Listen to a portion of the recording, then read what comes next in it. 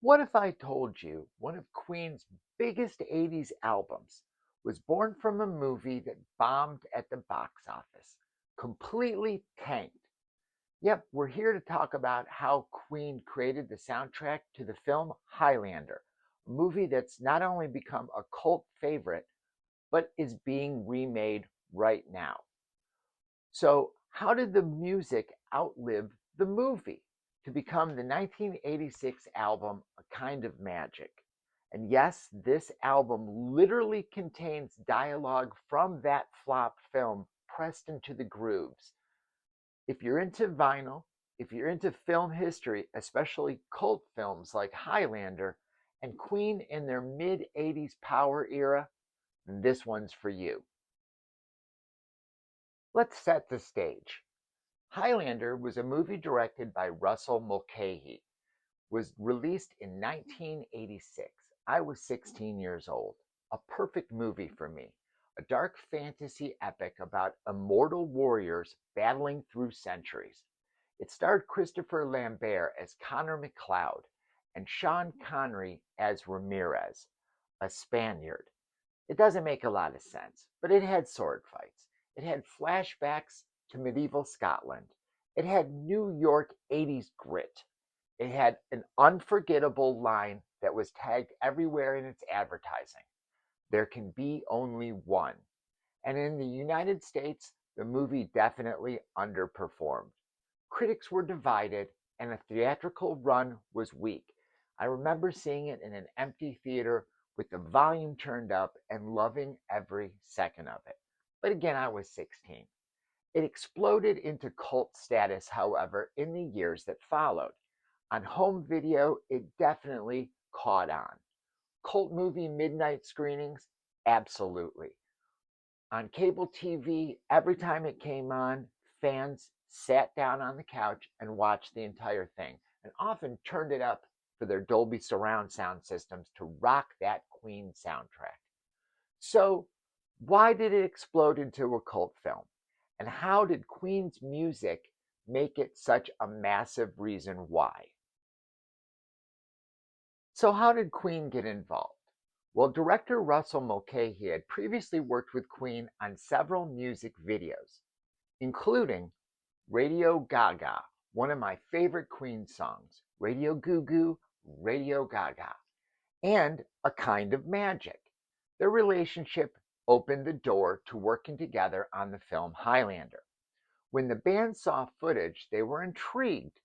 Instead of just licensing a song or two, or maybe songs that were already recorded, Queen decided to go all in. Not just a theme song, an entire album inspired by the film. And that was this, A Kind of Magic. According to band interviews, it was Freddie Mercury, the lead singer himself, who was especially inspired after seeing early cuts of the film. The immortality theme struck him, the epic scale, the tragic romance in the film.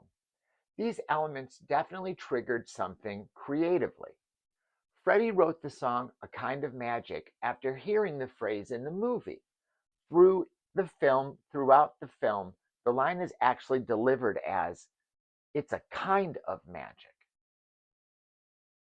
Freddie wrote A Kind of Magic after hearing the phrase in the movie, though in the film, the line is actually delivered as, "It's a kind of magic." And yes, the album version evolved from the film's concept itself. So let's break this down, because this is where it gets really fascinating. Several tracks from the album A Kind of Magic are directly tied to Highlander. There's Princes of the Universe. This is the opening track, and it's the true Highlander theme. It plays over the film's explosive sequence at the Madison Square Garden during the wrestling match. Lyrics like, "Here we are, born to be kings." It's pure Highlander mythology.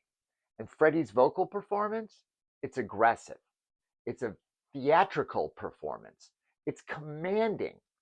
On vinyl, it hits hard right from the jump.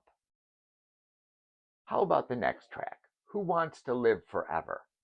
This is the one. Written by guitarist Brian May after seeing the tragic love story between Connor and his mortal wife Heather. It underscores one of the best, most emotional themes in the film. It's got lush orchestration. It's purely cinematic music. In the film version, the arrangement differs slightly from the album cut.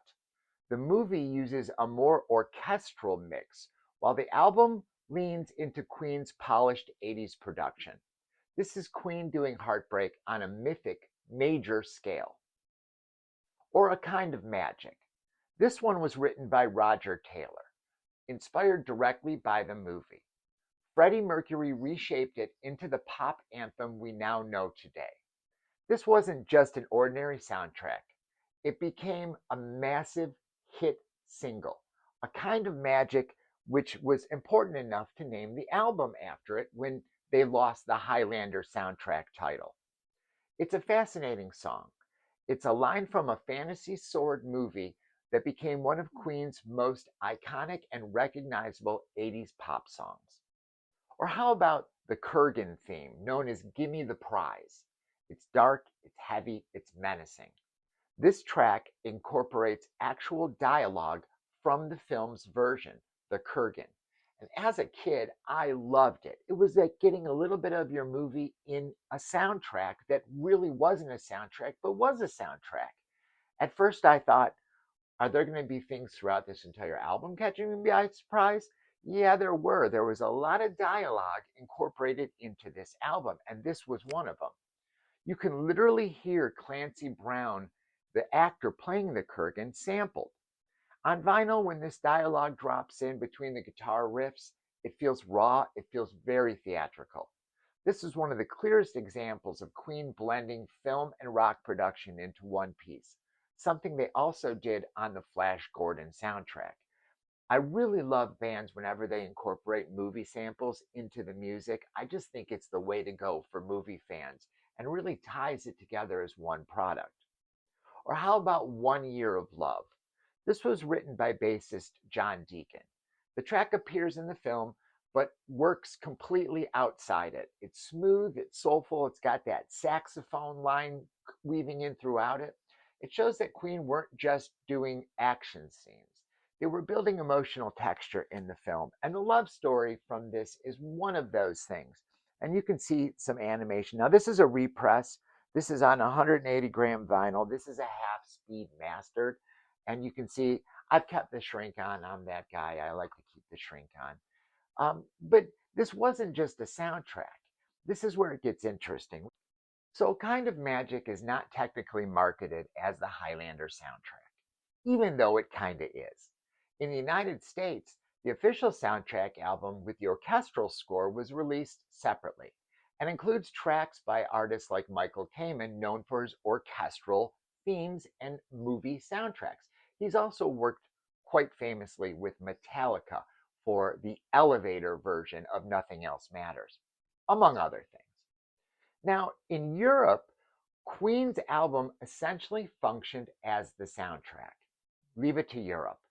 So, depending on where you lived in 1986, I was living in Michigan outside of Detroit, this album was either the soundtrack or it wasn't. Its dual identity is kind of part of the mystique of the album. But when the movie flopped, it didn't make a huge splash in US theaters. But Queen's album, it was a success. It was huge in the UK especially and Europe. It reached number 1 on the UK albums chart. The irony is almost powerful. The film struggled, the music thrived. Over time, however, Highlander gained cult status on VHS and cable TV, where many of us saw it. Queen's songs became inseparable from the film itself. Today, it's almost impossible to think of Highlander without thinking of the rock band Queen. And one of the final gifts that Freddie gave to us before he left, no one lives forever. But there can be only one Queen soundtrack to Highlander, and A Kind of Magic is it. So let's talk a little bit about Sonics. This is Queen deep in 80s era. This has got big drums. This has got synth textures woven throughout. This is a very polished production. This album was produced by Queen, the band themselves, and David Richards, recorded at Mountain Studios in Montreux, a favorite of Freddie Mercury's. Now, some fans argue it's too slick. Others love the sheen. I'm one of those. And on vinyl, especially when you have a clean pressing, there's a warmth that digital just doesn't have and seems to flatten out. It comes alive in a vinyl pressing. The dynamic punch of Princes of the Universe, the spaciousness of Who Wants to Live Forever, it just works.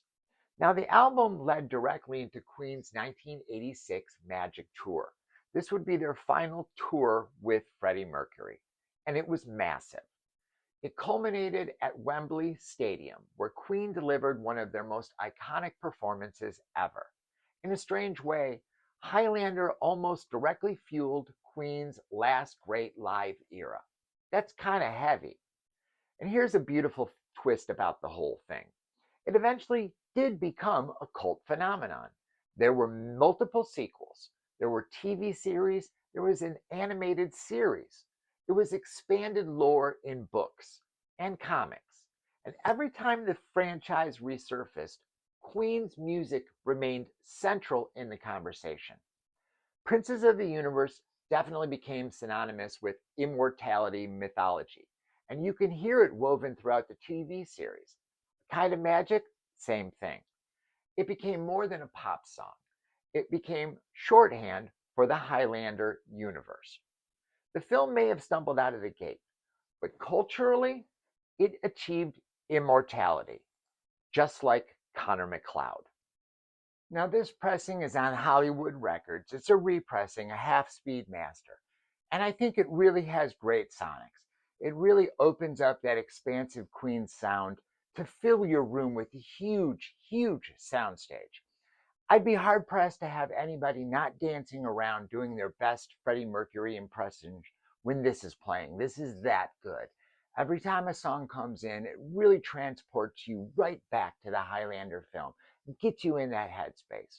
We joke a lot about Highlander at my day job where I tattoo, and we're always making jokes about one dream, one vision. There can be only one. So it really has gone the distance for a film that flopped to be remembered so fondly. And like I said, there's a remake on its way starring Henry Cavill as Connor McLeod, and it's got Dave Bautista as the Kurgan. And there have been some stills recently leaking out here and there if you're interested, and I believe it's going to be coming out at the end of the year or early next year. And the rumor is that they will be using the Queen soundtrack in some form. Now, whether it will be the complete soundtrack, I doubt it. Probably songs dropped in here or there. I really am interested in how they're going to work the Queen soundtrack into this new reboot. Now, it's the director of the John Wick movies, so hype is real for this. This may actually be the first time that a Highlander movie does well at the box office. And who knows? There may be sequels if it does well. But the original film with the original soundtrack is definitely worth adding to your collection if you're either a movie soundtrack collector like myself or a Queen fan or both. It definitely has the sonics and it's everything you want in a vinyl record. So for collectors like us in the AV room, this record is pretty special. It's definitely special to me. I used to have the movie one sheet hanging on my wall in my first apartment. It was the black and white poster with Connor McLeod's face in a big close-up, and man, I wish I never sold that. But I did. I sell everything. I recently sold my Steely Dan guitar. You don't see it anymore. We'll talk about that some other time. But this captures Queen in a transitional moment. It blends film scoring with pop songwriting perfection. It documents the final touring that Freddie got to do with the band, and it physically contains dialogue from the film pressed into the wax. It's a crossover between cinema and vinyl, and it's its own kind of magic. No streaming service is ever going to replicate dropping the needle and hearing that opening blast of Princes of the Universe. Now, this was pressed on black vinyl, and it's got a great label. Can you see that label there? A Kind of Magic in that multicolor sort of font, and then the same side over there. And there's a good amount of dead wax, which really means the sonics on this thing, and probably from that half speed mastering, really come through. So if you can't come across an original, or you don't want to pay crazy prices, go ahead and pick up this repress. It's definitely worth its weight in gold. I got this at a Barnes and Noble for roughly about 25 bucks, and I feel it's definitely worth it. So here's the story. It's a fantasy film about immortals. It's a band at the peak 80s.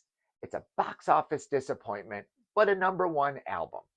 A final legendary tour. Queen turned a struggling movie into a lasting musical legacy. And decades later, when people hear those words, here we are, born to be kings, they don't think about bad box office numbers. They think about immortality. And that's the real magic. And that's what Freddie Mercury left us with, his own kind of magic. So that's the story of Highlander. And something I want to point out before I thank you and we come to a close is check out the links that I'm going to put down below. I watched the video for A Kind of Magic, and then I watched the live performance at Wembley. And I'm going to link to them down below. And I think they're worthy of watching for two different reasons. The video for A Kind of Magic is it's next level 80s at its finest. It's 1986. It's theatrical. It's a big budget video. It's lightly thematic, weaves in Christopher Lambert from the movie. Um, you've got to see it to believe it. And then following that with the live concert clip of the band performing at Wembley, and it is amazing. It shows you why Queen ruled and were best at what they did. The theatrics, the musicianship, the bass playing, the drum playing, the guitar playing, on point in this Wembley clip. I would put it in the video, but I'll get demonetized, so I'm just going to link to it, and please check them out. And if you like it, get this album. It's a great album. I love it. So that's it. What do you consider it underrated? Do you think that this album is underrated? Drop a comment below. Give me some likes. I'd like to thank everybody for coming and contributing to the fun that is this AV room. What's your favorite Queen pressing? Stuff like that. Leave me some stories in the comments. I really appreciate you all. And that's it. So thank you. And we will see you next time here in the AV room.